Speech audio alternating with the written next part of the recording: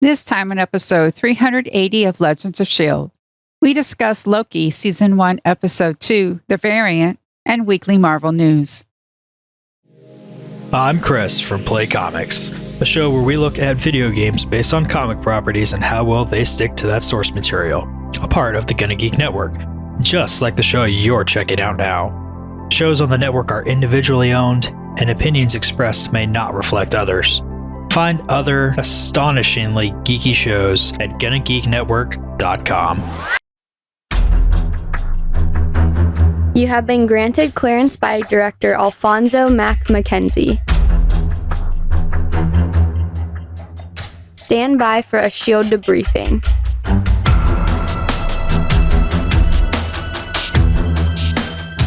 All information to be discussed here is classified and may only be discussed among agents granted clearance by the S.H.I.E.L.D. Director. Now it's time for your scheduled debriefing. I'm Agent Michelle. And I'm producer of the show, Director SP.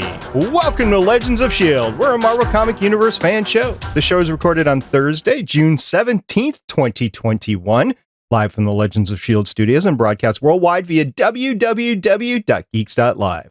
Come and join our live chat as we record. Michelle, happy National Career Nurses Assistance Day. Yay, nurses. I have two friends who are nurses, and I always give props to them because one of my friends was going through nursing school, and all this stuff that they have to learn is it's just wow. It's just wow. It is. So this is Career Nurses Assistance Day. And although my daughter is not a career nurse's assistant, she is a nurse's assistant. That's what she's doing while she's going to school to become an actual nurse. So it's an incredible dedication.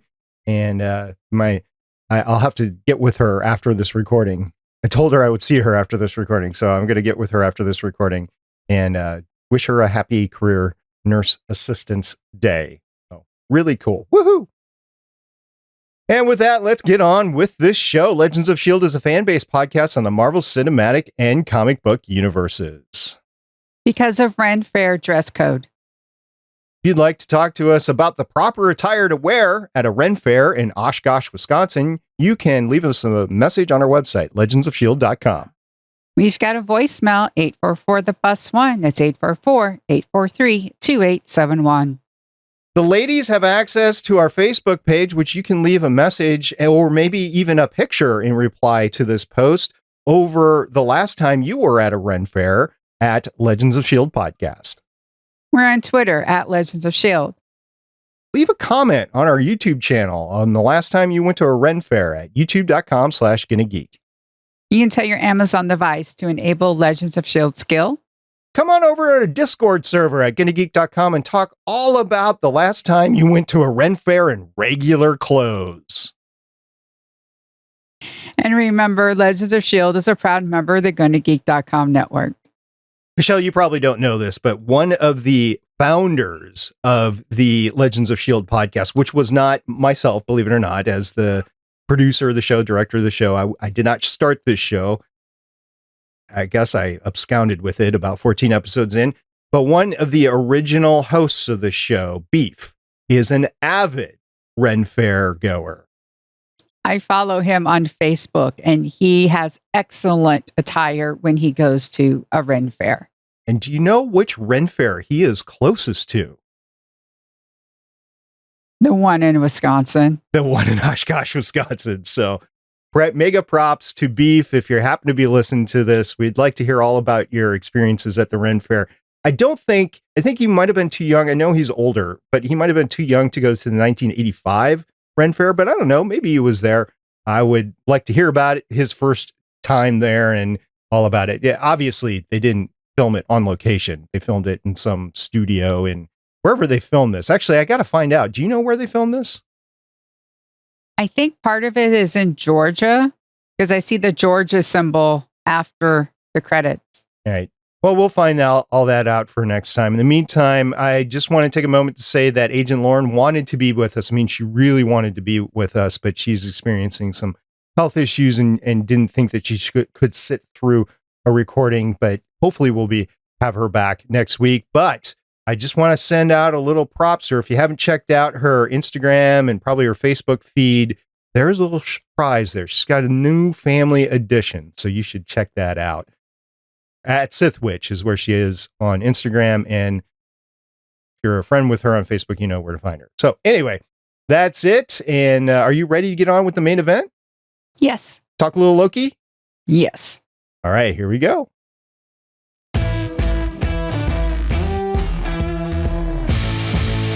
Loki episode 2, The Variant, premiered on Disney Plus yesterday, June 16th, 2021. It was directed by Kate Herron, who has 15 directing credits starting in 2010, including 5 episodes of the Idris Takeover, 5 episodes of 5x5, 1 episode of Summer Comedy Shorts, 1 episode of Halloween Comedy Shorts, so a little trend there, 4 episodes of Sex Education, 1 episode of Daybreak, and 6 episodes, which I attribute all 6 episodes of Loki to her. Now, Michelle, we have a writer for this episode.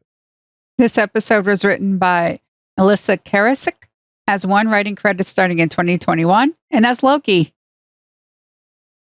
All right. I think for a very first episode that this one was excellent. Well, we're going to start talking about, not the Ren Fair, although we just did talk about the Ren Fair. We'll probably talk about that a little bit more, but we're going to talk about that wonderful anime training. Michelle, it's fun. It's fun to watch it. I know. Who doesn't want to get trained by a little animated clock who is alive but not alive? And Loki's just like, I watched the videos. I did. I just remember getting trained on certain jobs, and you're just like, even now I have to go through certain training year after year. And it's like, oh, look, it's the same ethics training with the same people and the same recorded reenactment of things to tell you what not to do. Yeah, I understand that completely. So I wish my training was that funny and that entertaining, but they have been modernizing it in the last year or two. But I have literally taken the same computer security training, I think, for the last 20 years, if not 25 years. The moment that the CBTs, the computer-based instructions modules came out, the moment the CBT modules came out, we started having to go through it. And I've watched the same stuff, been through the same scenario for over 20 years. Yep.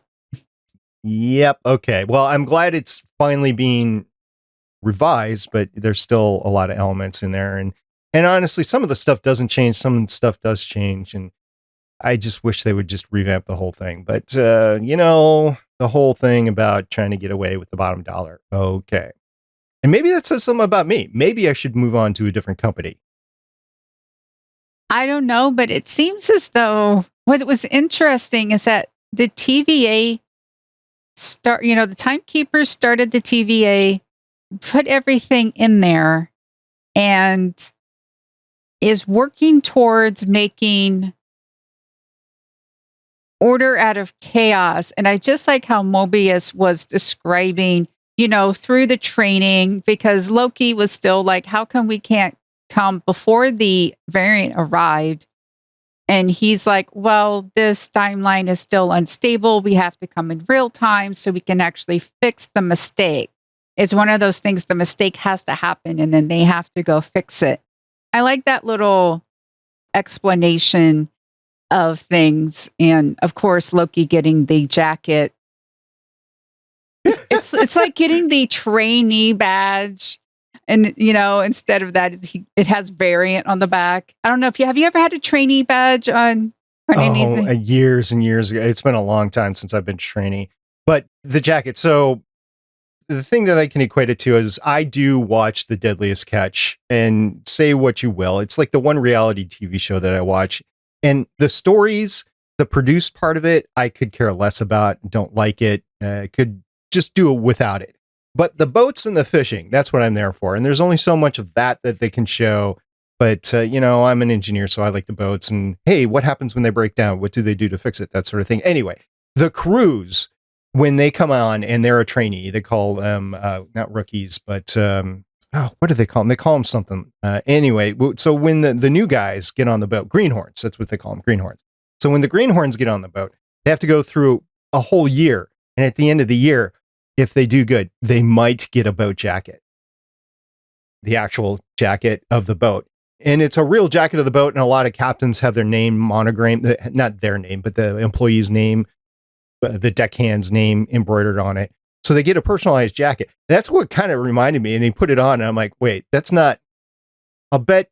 Yeah, like convict or something on the back. And sure enough, he says some smart alecky thing in the briefing. And the head Minuteman, she said, turn around.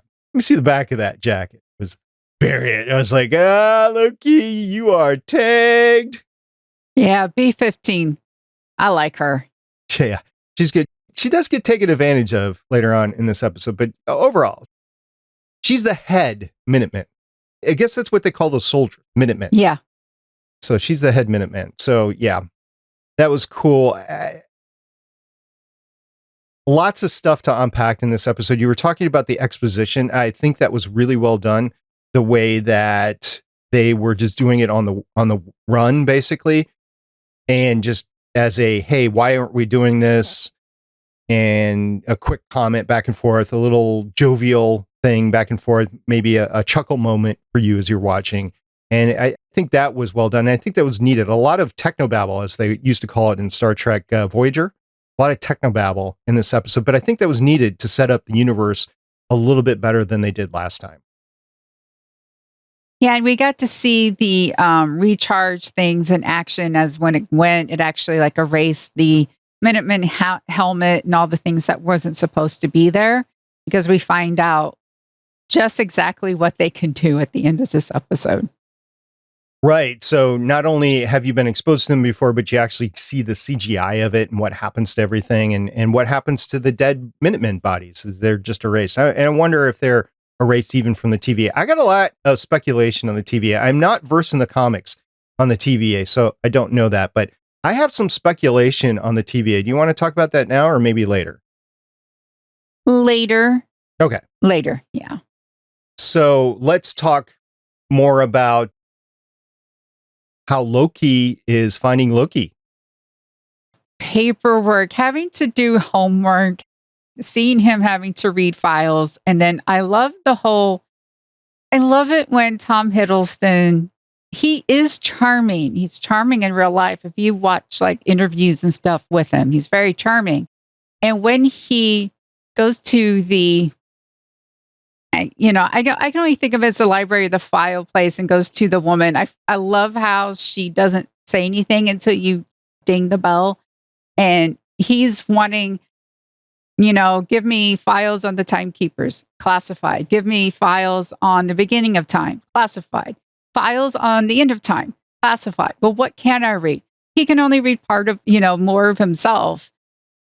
And although he loves to talk about himself, but he's not really used to reading about himself. But as he does so, he realizes that all the versions of him, which we find out there have been multiple variant versions of Loki. And it's just, this one has just been the most dangerous one. I thought that was interesting. Anyway, but the fact that he finds out that he or any version of him can hide out in an apocalypse, that was genius. I'm like, oh, okay, wow, that's really cool. Yeah, Loki is always the schemer, right? And Loki's always looking to find an angle. And I think that's what he's doing. He's studying what's going on and he's wondering, what would I do in this particular case? How would I evade detection? Where would I go? And he finally figures it out. And I would go to the time period right before there's an event that just decimates everybody around. And he could go there, but he gets there by reading about himself in Ragnarok. He understands what happened with Ragnarok, even though he hasn't lived through it yet. And he says, oh, wow, well, I could have gone to Ragnarok. Nothing would have mattered because it was going to get destroyed no matter what. I could have done anything to that civilization or to the landscape around there, and it wasn't going to matter. So we could do this anywhere. The question, though, is where is the variant that they are searching for hiding? And they have another bit of information to ferret it out. So they not only have an apocalypse, but they also have a time frame, and they're able to find it out that way. I want to go back to the multiple variants of Loki. And again, I'm not an avid Loki comic book reader. I haven't read all the Loki comics or something like that, or maybe the games or something like that. But the different versions, the different variants of Loki, they struck me as already existing variants of Loki, like in the comics or in video games or in illustrations that already exist today. So I took it as I should know all of these. And with the multiple universes and multiple timelines and stuff like that, anything can happen. And I was just thinking, well, this is something that I should know, and that Loki could have all these forms and not just the charming Tom Hiddleston that we know. Like we've been saying, Lauren and I, Loki's been male, female, a horse. We have to always remember Loki has been a horse. A centaur or a horse? A horse. Okay. I don't know. So is that a whole comic book run, or was that just a mention somewhere? I don't know, but he did something. I don't know. I can't really remember, but yeah, at one point he was a horse. Okay. I don't think we saw a horse as one of the variants that popped up. No, but I was waiting. Yeah. It's just I was disappointed. Maybe later on we'll meet the horse Loki, and that will be the true hero. The horse version of Loki will be the true hero of this entire series.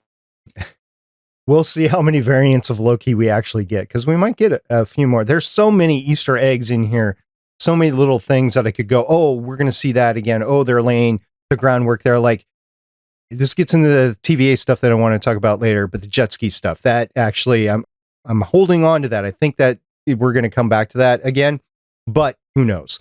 So the variant that our Loki is hunting, we'll just call the variant that's out there our Loki, the one from Avengers movie. So our Loki variant is hunting this other, or supposedly hunting this other Loki variant.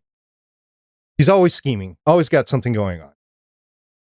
And we finally meet that other variant. And I don't think we can go any farther. We have to talk about who is the other variant. A lady. And I was so happy because I remember last week we were speculating that perhaps it was going to be a different form of Loki than we're used to. And it was. I loved the reveal. I loved how she toyed with him. And then when she looked at him and said, "It's not about you." That is like the worst thing you could say to our Loki, is that it's not about you. He hates that. Yeah, he hates that, and he hates being inferior. He hates losing, which I thought was great at one point in time when they were doing research. Owen Wilson as Mobius was saying, hey, look, let's make this a little game. Let's look into who can find the apocalypse first that this other variant Loki is hiding in. And let's make a bet. Let's do it. And there's nothing really to bet. So it's, just gentleman's bet. Who's the better man, sort of thing. And Loki is able to go through it and find it first. Also, the correct apocalypse was in his stack to begin with. So whatever Mobius was going to do wasn't going to be there. But anyway, I liked how Mobius was manipulating and using our Loki variant. It just masterfully using him, although he's getting played the entire time. Yeah. I mean, he's so well known, and it's just, I love Loki, but he's just like, I'm going to do this, I'm going to do that. And nobody is just like, I loved it when Mobius was like, oh, let me see, you want to get a meeting with the timekeepers, and you want to overthrow and charm them and overthrow them and do all this stuff. It's just like, yeah. Going back to the female version of Loki a little bit, I want to address an issue that I've seen talked about online. And honestly, I wish that people hadn't been talking about this online. And that gets into a news story that we're going to do later about when this is airing. But there has been a lot of talk in the circles, at least that I look at, about the fact that we are looking at a female Loki variant and the current Doctor Who being the first female Doctor Who, right? And I think it is not a issue of industry doing corrections right now, although that might be a little bit a part of it. I think it's more of this just fits the story. It's time to do this. It's not a forced, it's not a we have to do this. It's just, okay, let's do this because we can. And it is good. And also it's from the comics. In this case, yes. There was a lot of truffle over the Doctor Who casting, the last Doctor Who casting. So a lot of people were equating it because of some of the same people have been involved in some of the things. So I just wanted to address that. So if our listeners want to talk about it, yes, we can. But I'm just going to tell you right now, it's just time and it's fun and it's part of the story. So let's move on from that. So this wonderful variant who is, I'm not sure what her plan is ultimately, what she's trying to do, because she said she's not interested in the TVA. But at the end, what she ends up doing is through all of the little skirmishes, she steals these, what are they called? The time deck? Yeah, all those reset things. And the reset charges. So the time deck, so she can open doors and charges.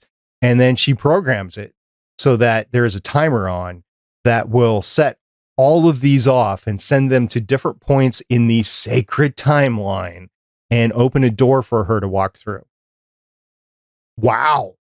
That is, so the sacred timeline, I don't know how you recover from that. I mean, do you take on each individual variants from the timeline? I'm trying to remember back to the Legends of Tomorrow. And I think there was one incident that there was just so many issues throughout the timeline that they had to go and get just a few main ones done. And then they spent the rest of the season chasing down everything else. But I'm just wondering from the TVA's perspective, how they're going to deal with this, because it's too early for the TVA to completely dissolve right now. Yes. I thought it was a great visual, though, all those lighting up and then disappearing and then going back to the TVA and seeing that sacred timeline just branch like a tree over and over and over again, blowing up time. Who cares about taking over the TVA and taking over the timekeepers? Why not just blow up time and there doesn't need to be any timekeepers? And what is the real, because the Infinity Stones are useless in the TVA, right? So what is really the true power? And then what is this variant trying to do? Is this variant trying to control time, or is this variant trying to control everything? Or is this variant just trying to exist? Remember, our Loki, what the number one thing that he was trying to bargain for is don't disintegrate me. You know, that's the number one thing. I want to survive. Don't disintegrate me when this is over. But the other thing is, we don't see the timekeepers. They keep on asking for an audience. Nobody seems to have known them except for the Judge Ravonna, I believe is her name. Rovanna, I seem to recall from my closed captioning. Yeah, Ravonna Renslayer. Okay. So she says she's been talking to them, but she's the only one. That leads me into all sorts of conspiracy theories. For instance, she is the one who created everything, and she is running everything. And that Loki and Mobius have a discussion. It's like, okay, so this TVA was just created, and it created everybody in it, including you. And he's like, yeah, but he's got this jet ski magazine, and he's talking. You know how Owen Wilson is. He kind of talks like a surfer dude, right? So maybe he was riding a jet ski, and he was nabbed by Ravonna or whoever created it and plucked him there and got rid of his memory. And the reason why he really loves jet skis is he was on a jet ski, probably when he was plucked. Am I reading too much into it? What I read into it, for me, ties into the previous episode when Casey didn't even know what a fish was. I have lived behind this desk all of my life. And that is sad. It doesn't look like the TVA has, these big cruise ships now where they have shopping malls, and then there's a casino, and then there's this huge pool, and then there's another pool. And then there's buffets and stuff. It doesn't seem like the TVA has a fun zone. And the fact that they don't know what's out there, they're just protecting time because they're being told to protect time, but they don't really know what it is kind of sad. It's like the people who actually like farm and like collect like the chocolate beans, the cocoa beans, and don't know, have never tasted chocolate. It's like, what are you? It's really sad. It's like they don't get a vacation. It's like, here's an appropriate place for you to be on a jet ski for 2 days. I mean, that's sad. It's sad, and it leads me to believe that I think they're doing it against their will. I think they've been plucked out of time, out of whatever time, and they've been brainwashed, and they do it because they've been brainwashed, not because they want to do it. Or they were just created. It could be, right? I could be completely wrong, but it just, you could be right. Yeah, that they just want to get out there and see a fish or whatever. Yeah, okay. Could be. I don't know. But I don't know if these 3 lizards actually exist. I think it might be people we've already seen. And I think that might be the big illusion. Or there was a fun Professor Loki moment at the beginning when he was talking about his powers. Well, no, it's not this, but you knew that already. Just move on. But I actually did like it. I like the description of it and the difference. And it actually makes a lot of what he has done in like the previous Avengers and Thor movies, like how he's been able to get away with it, with, you know, how he described the illusion projection and how it's different than the duplication. I thought that was very interesting. And then I'm like going, okay, so that's how he was able to get away with that in Dark World and then do this other thing. It's like, okay, I understand those moments now a little bit better. I don't know. It was a fun episode to me. I really enjoyed it. I sat through it and not that, I guess the beginning was a lot like Legends of Tomorrow to me. And since we watched most of that until we stopped doing the podcast, it just harkened back to, actually we had some Ren Fair episodes of Legends of Tomorrow, didn't we? Yeah. So it reminded me right about that. Oh, we got to talk about the opening fight. We hadn't talked about the opening fight. So they get into the tent and the announcer, did the announcer's voice sound familiar to you, by the way, coming over that loudspeaker? It should have. It sounded to me, and I have no idea. I have not done any research, but it sounded to me like it was Tom Hiddleston. It could be. And to me, I was like, okay, this is their nod to the variant is a variant of Loki. So we would expect it to sound like Tom Hiddleston, even though it didn't. So anyway, they're in this tent, and then C20, poor C20, she gets taken over, mind controlled by Loki. And then the fight sequence was awesome because it was to the Footloose soundtrack. Need a hero. I Need a Hero. Yeah. I love it because there is a meme where people take I Need a Hero and they put it to different parts of movies. And one of the most famous ones is the fight scene in Ragnarok. So I really think that was a nod to, because I Need a Hero. I know they did the Led Zeppelin song in the movie and it works, but the whole I Need a Hero also works. And I really think that was their nod to, we know about this meme. We're going to acknowledge it. And here is something to, make you happy.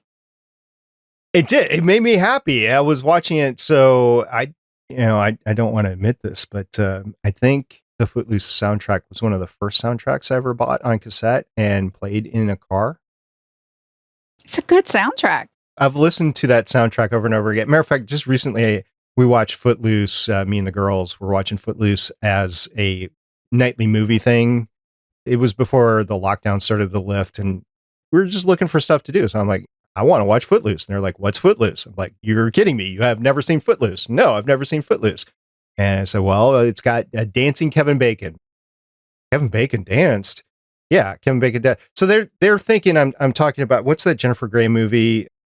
Dirty Dancing. Dirty Dance. So they're thinking Dirty Dancing. So I said, well, yeah, I came out around the same time, but it's not quite. It's more, I don't know. It's I was trying to describe it to them. They're like, they just didn't get it. So I'm like, okay, we're going to watch it. So we watched it. They're like, okay, all right.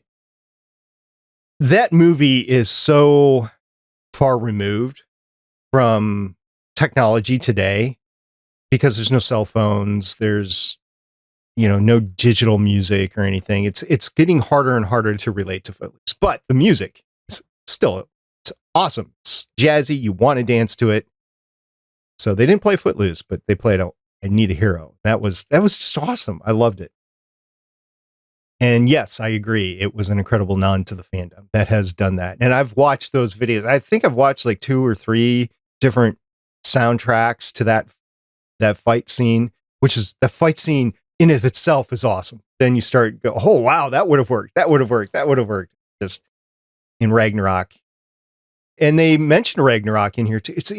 It's impossible to go through these episodes and not acknowledge the Asgard background that Loki has. You have to go through it. Exactly. And when he read about it, he actually did tear up. It was really, I think, one of the few honest moments we've ever seen Loki have. He's always like, I want to be king of everything. And oh yeah, Asgard, I'm going to rule them all and do this. But the fact that it was destroyed and it seems as though 9 million plus people died, it hurt.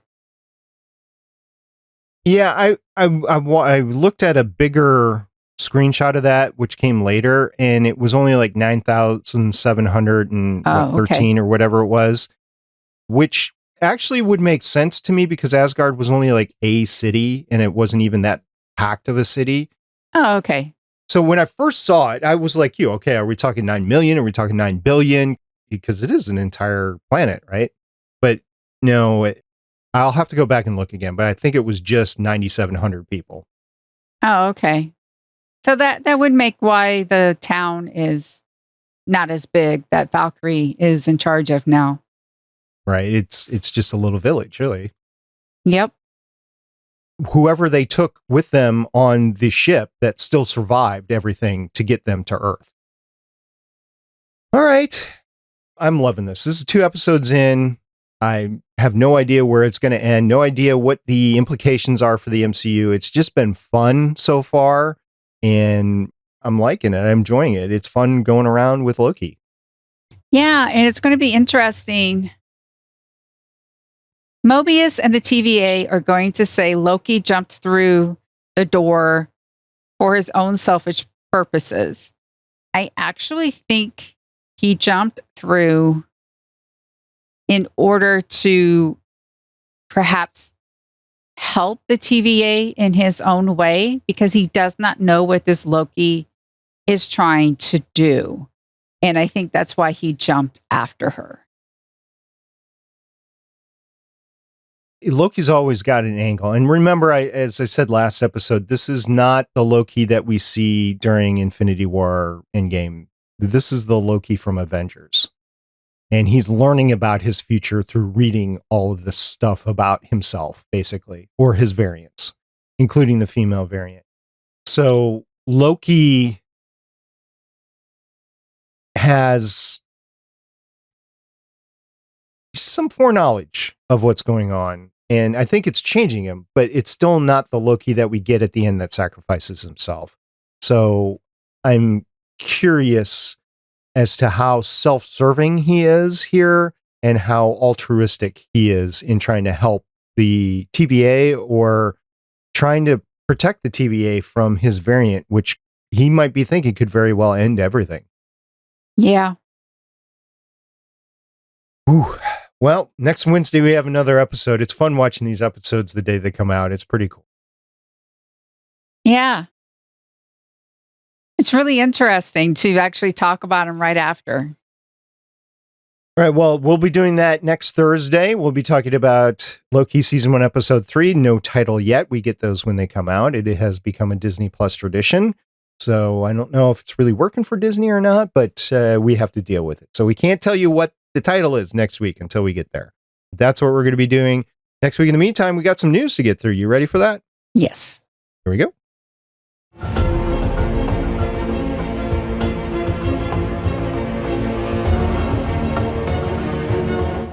Well, it seems like this Wednesday time slot is actually going to stick. According to a news article, all Disney Plus original TV shows will be debuting on Wednesdays, with new episodes being released on subsequent Wednesdays. With the Disney Plus shift becoming official, 3 of the biggest streaming services on the market now release their originals on 3 subsequent days.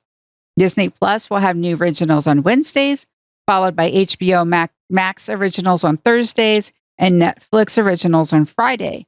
This eliminates some competition between the services while also providing subscribers with new movies and TV throughout the second half of each week. I have a theory here that Disney Plus is taking advantage of, and I didn't realize that all of these streaming services were stacking originals on the same day, and now that they're spread out a little bit. But I have another theory that might compound here, and all it is a theory. I have no data to back it up right now. So my theory is that in this new day and age, there's just more and more stuff to do, even in this hopefully waning days of the pandemic, on a weekend, that these streaming services want more first day views on their stuff. And Disney Plus has moved their stuff to Wednesdays to get ahead of the weekend rush of people not being home to watch the stuff, and watch it on Wednesdays, and then thus generate more buzz about the new episode and the series throughout the last couple of days of the work week, the regular work week, so that people can have a chance to watch it before the next episode comes in. Because I think they've done some, it's just speculation. I think they've done, if it was me, what I would do is I would do some surveys. I would look at listening habit or watching habits, and I would look at why people are watching it on Friday, or more importantly, are not watching it on Friday, and why. And I just think that that's why a lot of shows don't do well on Fridays, because people are out there experiencing life, going out to eat. Yes, I mentioned the pandemic before. I have that in the back of my head continually. People are still, some people are still in pandemic mode. Some people are not. So I'm thinking long term, Disney's like, well, we can take advantage of this. We can have it on Wednesdays and people can talk about it during the regular work week. So I don't know how true that is. It seems like a plausible thing to me, or at least an outgrowth of their move to Wednesdays. I know for us, it just means that we're going to be recording on Thursday nights for any show that we cover here on Legends of S.H.I.E.L.D. Exactly. And you know, before all this cable cutting, there was always, I remember like Thursday night comedies, or, you know, Tuesday this, Tuesday family things. So you had people had things they would watch on specific days when there was like regular TV. And so now people are like, oh, what's on? It's Wednesday. Okay, if we have Disney Plus, let's put on Disney Plus and watch Loki. Right. I think that is another important thing that you brought out, is these TV in the big days of network TV, where broadcast TV, you had specific days that did better than other days. Like Thursday night was the big night of TV for a long time. That got the biggest ratings. But you put those same shows on Friday night, and they're not going to do as well. I know ABC, wasn't the ABC TGIF, that was Fridays, right? I think so. But that was shows that didn't appeal to everybody. I think what Disney Plus is trying to do is do shows that appeal to everybody. So you have kids that want to watch Loki. You have adults that want to watch Loki. You have the tweens that want to watch Loki. You have adults in their 20s that want to watch Loki. So I think that's what they're going for. That WandaVision kind of appealed to all ages, sort of thing.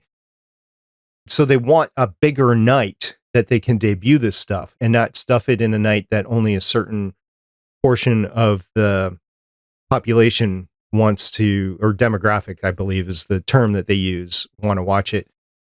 Tuesday nights was also a big night for a while. And I know Monday nights was a big night, and then Monday Night Football came, and then Monday Night Football is kind of going out. But Monday, Tuesday, and Thursday in sweeps weeks. And there was 3 big months that were sweeps months, by the way. There was October, there was February, and there was May. And there was 1 week in those months that you put on your best show, and then you set your advertisement rates for how much audience that you got for your show in those 3 weeks. Those were 3 big weeks. And if you didn't do well, you could get canceled. If you did really good, you could pay for your show and other shows for the network and get a better time slot and that sort of thing. So that's what the thing was. And the big shows weren't on Friday nights. They were on Tuesday nights, Thursday nights. If I had go back to when we were really young, I would say Sunday nights were kind of big nights as people were getting ready for the week. They had some bigger shows that started to be on Sunday nights, but in none of those cases was there a huge night on Friday night. I know that we talked about TGIF, Sci-Fi, when the Sci-Fi channel on cable came out, there were Sci-Fi Fridays. That was good for a lot of people that might be listening to this. But it wasn't a main network show. It wasn't a show getting 25 million viewers or something. That's my point. So that's just a theory that I have. Take it for what you will. Well, Michelle, that's it for the news this week. What do you want to do now? I think we should go on ahead and jump through a time door. Here we go.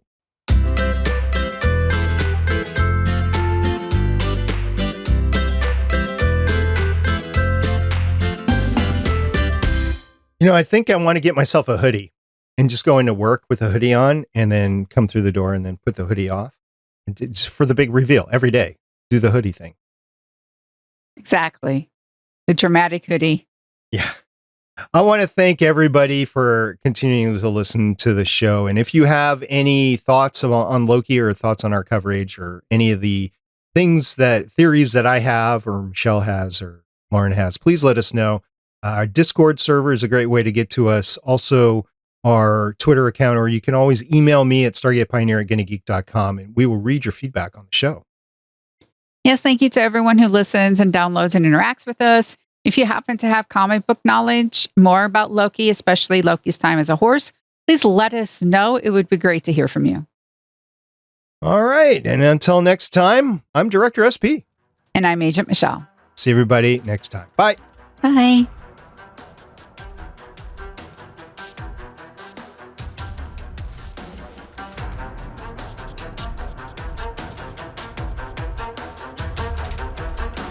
I'm smiling the Loki smile.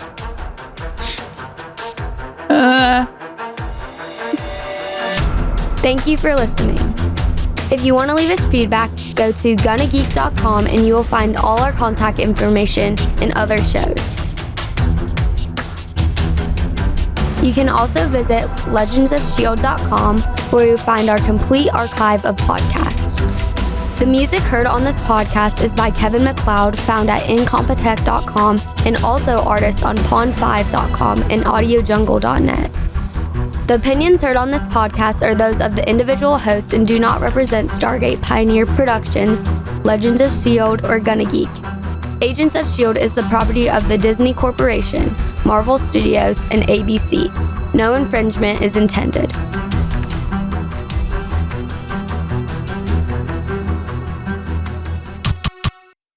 Legends of S.H.I.E.L.D. is copyright 2013 through 2021.